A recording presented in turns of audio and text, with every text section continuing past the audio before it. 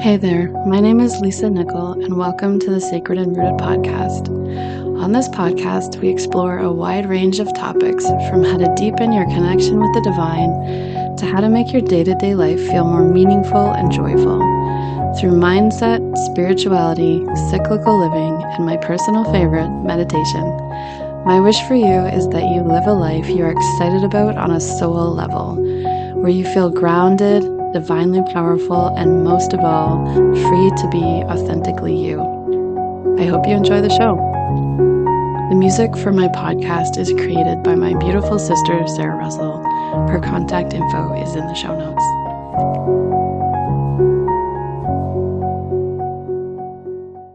Hello, this is Lisa Nickel. Welcome to my podcast episode on why meditation is awesome for the physical benefits. So this is part 2 of a 3-part series. There's one just ahead of this one, which was the mental, emotional benefits of meditation. This one's physical benefits. And then the next one is going to be spiritual benefits. So you're right in the middle. You can catch up on the first one if you want first, or you can do them out of order. It doesn't matter. There is no requirement to listen to them in some specific order. This is just how I've recorded them. So yes, why meditation is awesome for the physical body. The first reason is blood pressure. It lowers blood pressure. There's been tons of studies done. This one study in particular, in 2025, it was like a meta-analysis. So it took 12 studies with nearly 1,000 different participants, and they found that meditation helped reduce blood pressure, which is no surprise, but I think it's nice when science catches up with reality and just acknowledges that, yes, it does actually make a measurable difference. So in part, meditation looks like it controls blood pressure by relaxing the nerve signals. So the nerve signals that coordinate heart function, blood vessel tension, and like the fight or flight or fawn response that increases alertness in stressful situations. So it basically, that's a whole, like a bunch of verbiage just to say it relaxes us, it de-stresses us. And one of the ripple effects is that it lowers our blood pressure. And so there's 2 parts to blood pressure. One is systolic, which is like the top number of the ratio, and diastolic is the bottom number. And so basically over time, if we're stressed out, if we're, stressing ourselves out with our environment, eating, whatever it is, high blood pressure just makes it harder for our heart to pump blood. And so it leads to poor heart function and then contributes to narrowing of the arteries, which leads to heart attack and stroke. And so lately, the last probably 6 months, there has been a noticeable number of men in my life who have either died suddenly or had like a very, very scary experience, like almost like a giant warning experience before a fatal experience might happen. And so have used it to make a lot of changes in their lives. Obviously, diet is a lot related very heavily to heart attack risk and stroke, but equally so is, how is our body metabolizing stress? And are we giving it all the tools we can to allow ourselves to move through stressful phases, stressful situations, and not actually store the stress, but like allow it to move through and out and away from us.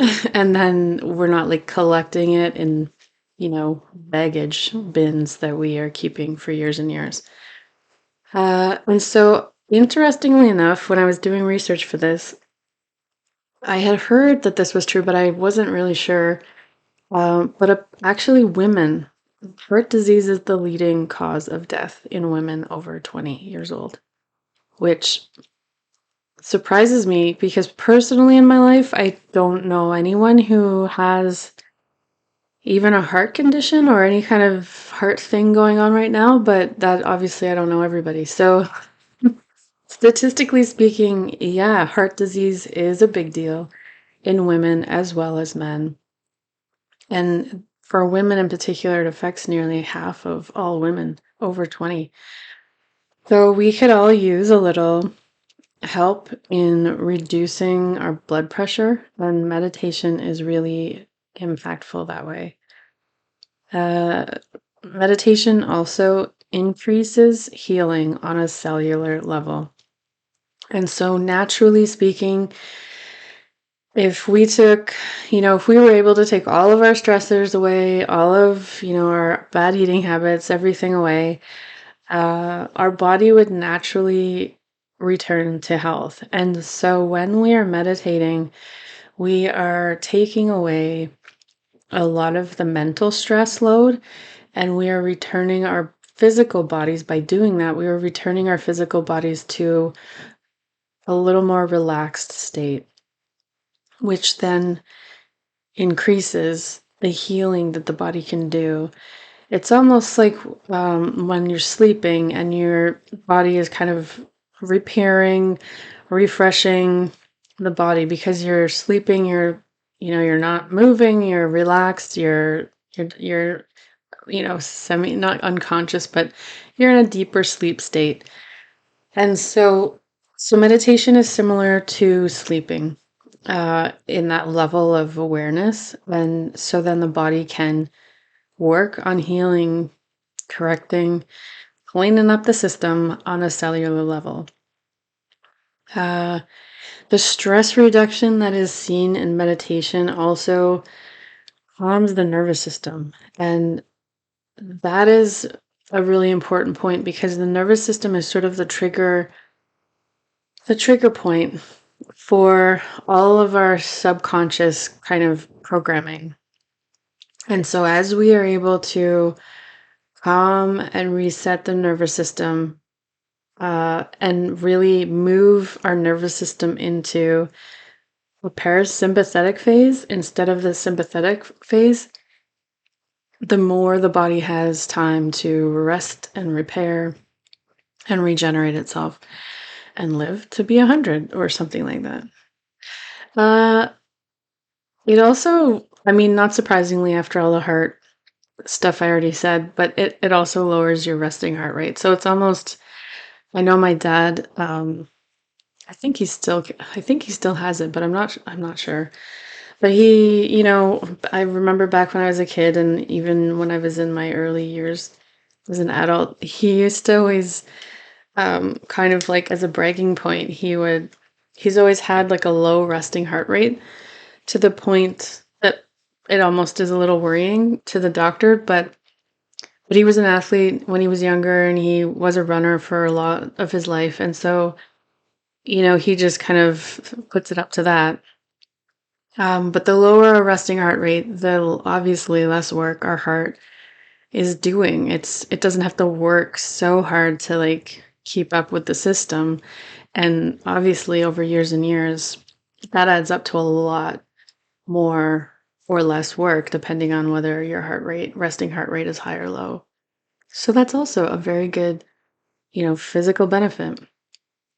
There was a 2017 review of 38 separate studies into pain management, and the review concluded that meditation could reduce pain, improve quality of life, and decrease symptoms of depression in people with chronic pain. And this is big. People with chronic pain have a lot. They're in pain all the time, and for long periods of time, for life, like maybe their whole life, depending on the condition. But and so that can get really, you can, I mean, I'm sure you can empathize with the fact that it would run you down. It would be like, oh my God, this is never ending. And so to ease any of that pain or to be able to manage it without drugs or reduce the amount of drugs required because you feel like you're in less pain is a really big quality of life improvement.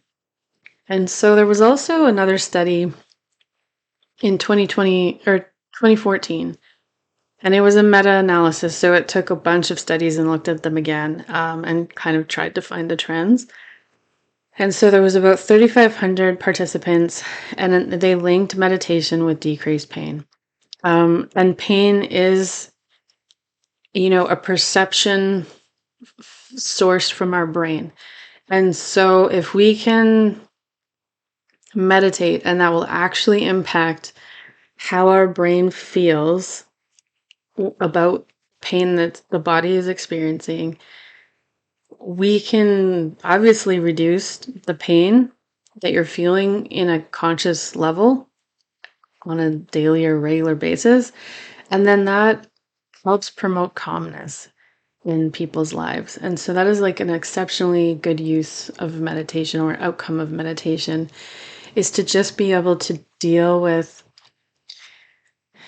your life, with what you're dealing with, and have it not become like the 10 out of 10 thing that you have to think about all the time, because it's just so, so distracting. It's so painful. And so if we can reduce that, if we can mitigate some of the reliance on, really powerful pain medication, sometimes for years and years and years, decades, I think that is a win for anyone who is in chronic pain.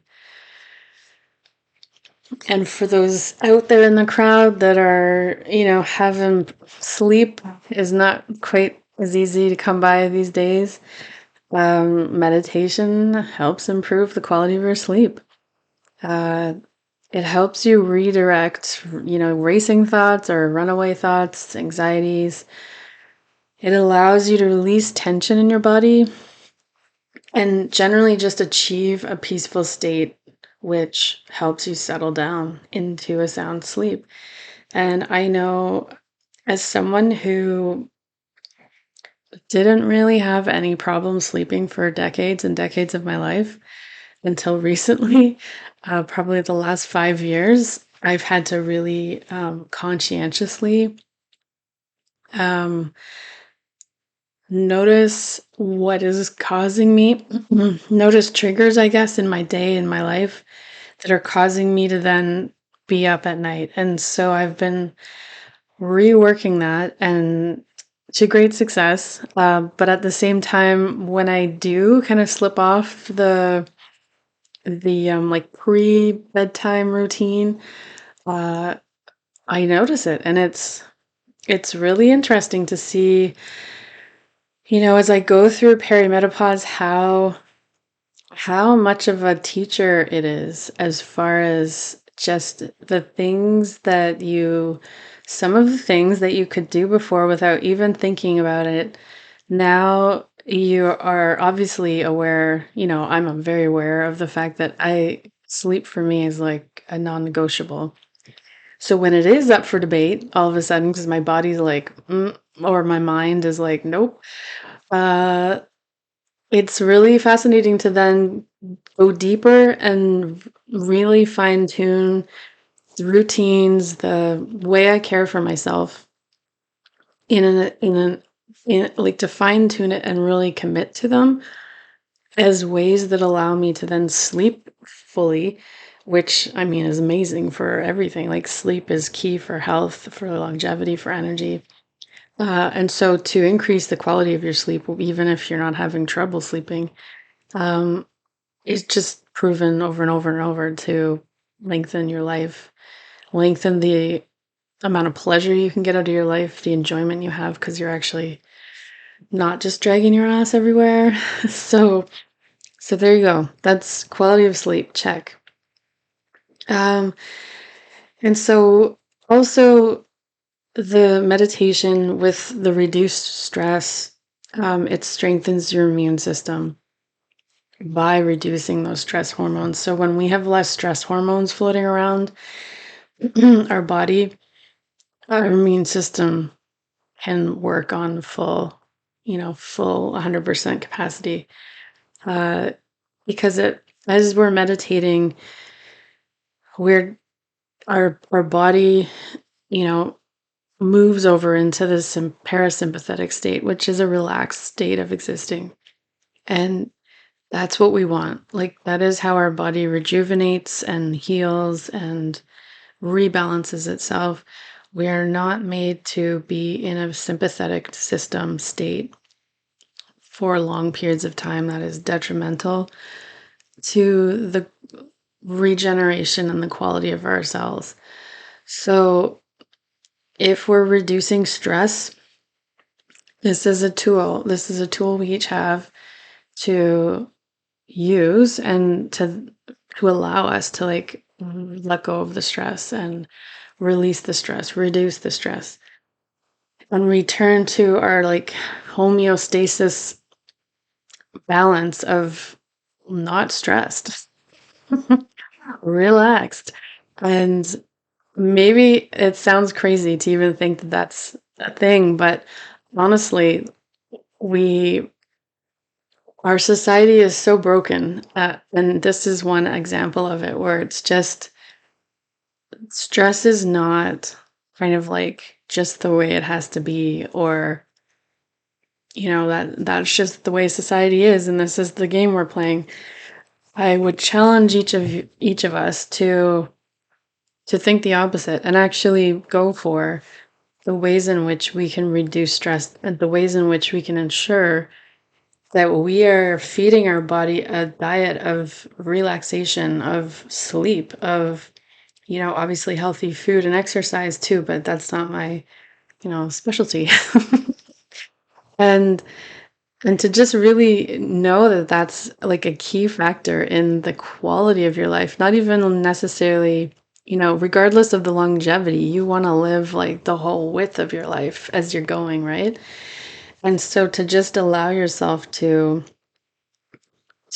treat yourself to a relaxed state of being, and however you can do that, to add that into your, you know, throw it in, dash it in around like kind of like salt on a little casserole or something, where it's just like you're just putting these tools in, you're incorporating them into your life.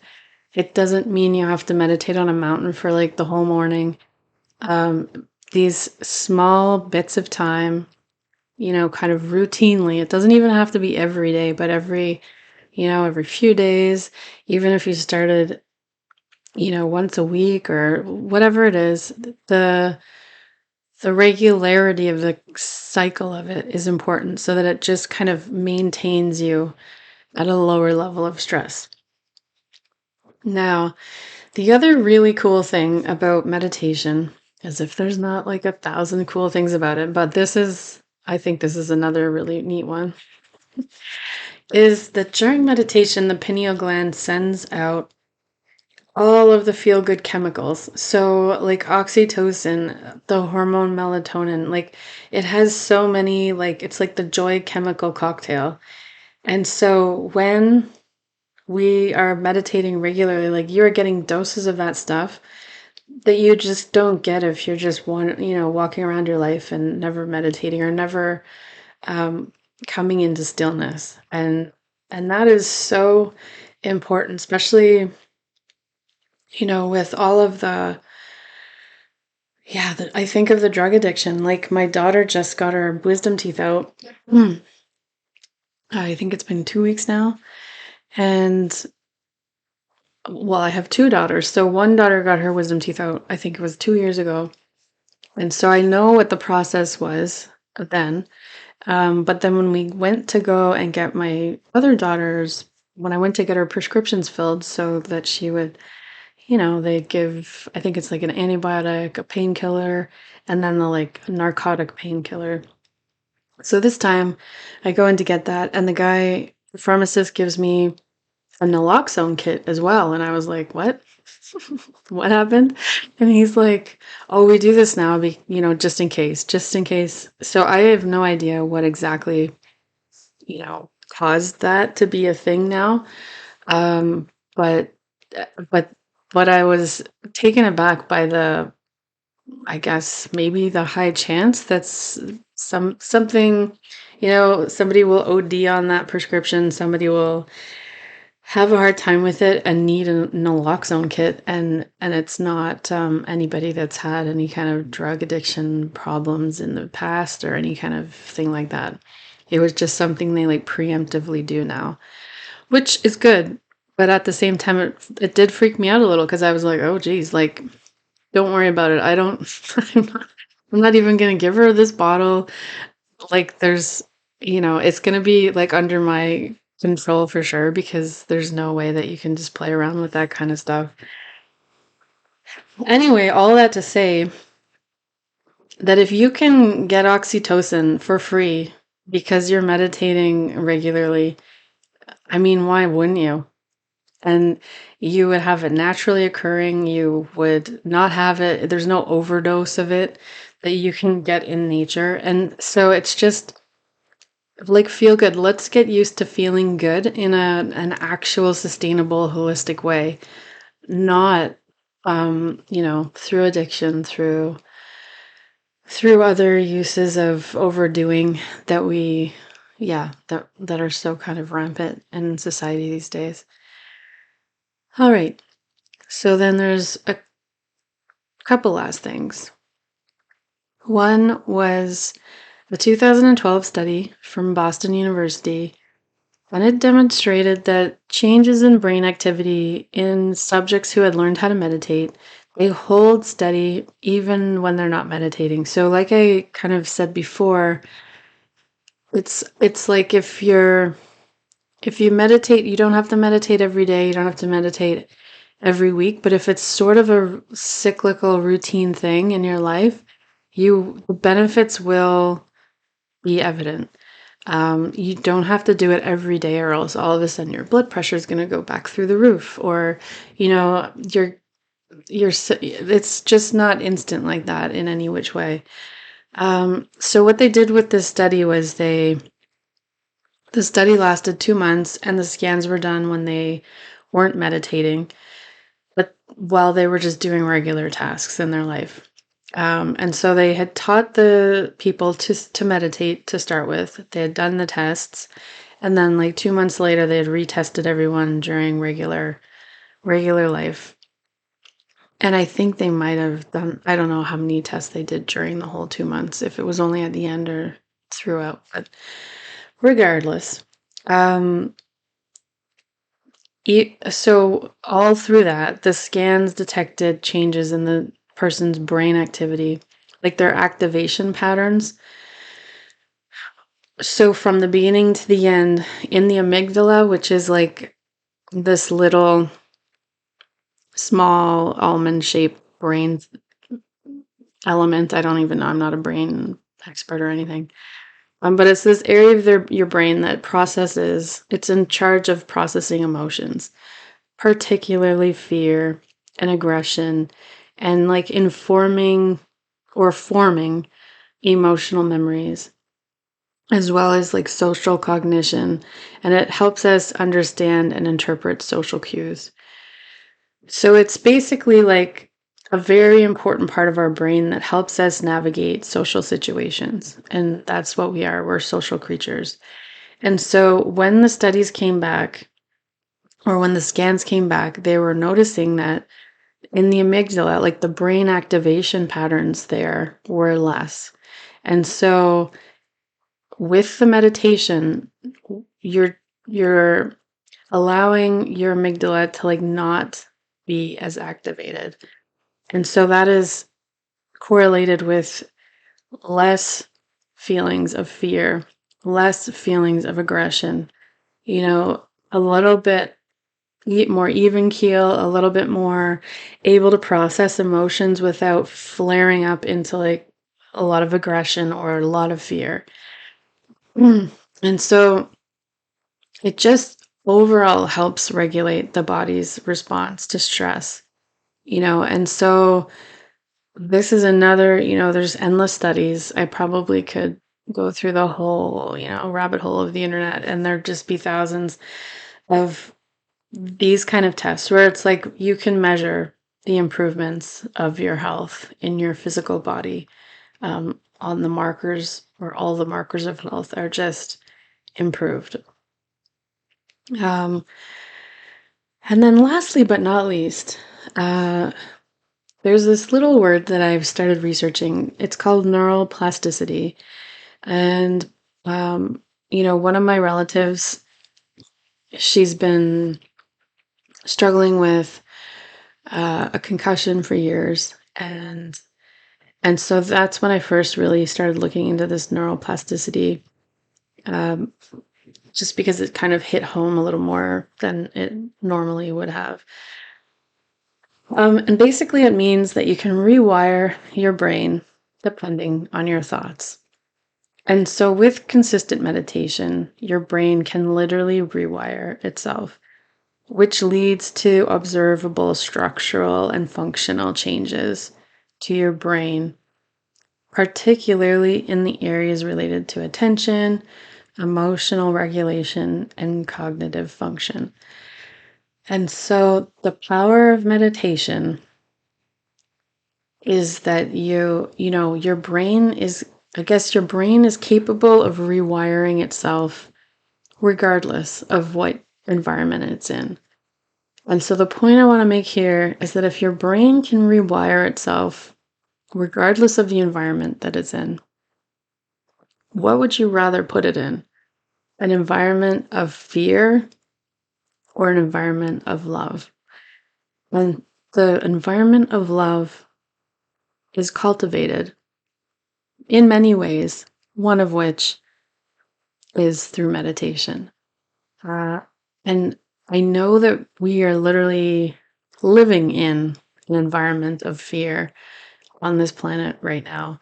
And we need to cultivate, beginning with each one of us, an environment of love, an environment that we, that we want to be a part of. And so to be able to have our brain, the power that we have is that we can, depending on the environment that we're in, our brain will rewire itself. It will do it anyways. But if it's we don't want it rewiring itself for fear. We want it to rewire itself with love, acceptance, less stress. And so when we do that, then we come out what comes out the other end is more attention, more emotional regulation, and higher cognitive function. And so it's almost like a little superhero boost where all of a sudden, we have more focus, we're more clear, we have more emotional range to handle the complexities that we are facing in this world, and, more ability to be in the mess and also still have the clarity and focus of where are we heading? Like, where do we want to head to? What's the next step to get there? And that can be taken on a world stage platform kind of idea, or it can be even in your life. Like, where do you want to head? And so it's just amazing to me, all of the ways that we are able to influence the health of our body, and the way that meditation can take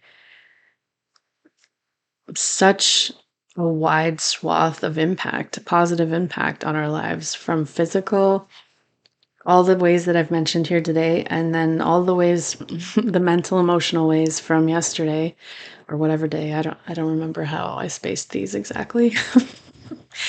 But from part one, and then part three coming up, the spiritual kind of background of meditation and how it helps us deepen into that realm as well. And so, yeah, I mean, obviously I'm a huge proponent of it, and I just wanted to bring up some of these things that I feel are like sort of the overarching benefits, and there's like a million of like smaller incidental things, but if we're hitting the big stuff, then immediately we have an improvement in our life and our mindset and our physical prowess, our capabilities, that will hopefully carry us into our wildly successful old age where we are still like, walking down the street, taking the stairs, sparkle in our eye.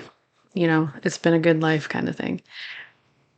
All right, so I'll just close with that. If you this whole like 3-part meditation podcast episode thing has really inspired me to create a new program, and it's going to, I haven't quite, sketched out the whole thing yet. But I'm going to design an experience for you where we incorporate meditation, frequency, mindset stuff with self-care practices to really open each person up to like the magic that is in front of your face if you're open to it and if you're available for it. And so this experience is going to be something where you're literally, it's like an experiment. You're going to just try it and see how it goes for you, see what you experience. And it'll be a bit of a longer thing where, it'll be a few weeks long so that you can really get into it, hopefully make some long-term habits out of it, and really begin to see sort of how meditation and how the mindset and spiritual aspects of it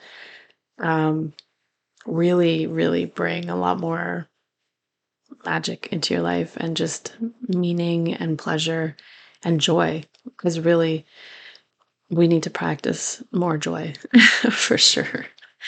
Anyway, if you want to be the first to know about this when it is ready, please go to my website, join my email list. That'll be the first place I announce it, and then you'll be right there and ready to sign up. I hope you'll join me. I think it'll be a lot of fun, and it is an experiment. It'll be really fascinating to see how widespread the positive impact of this stuff can go.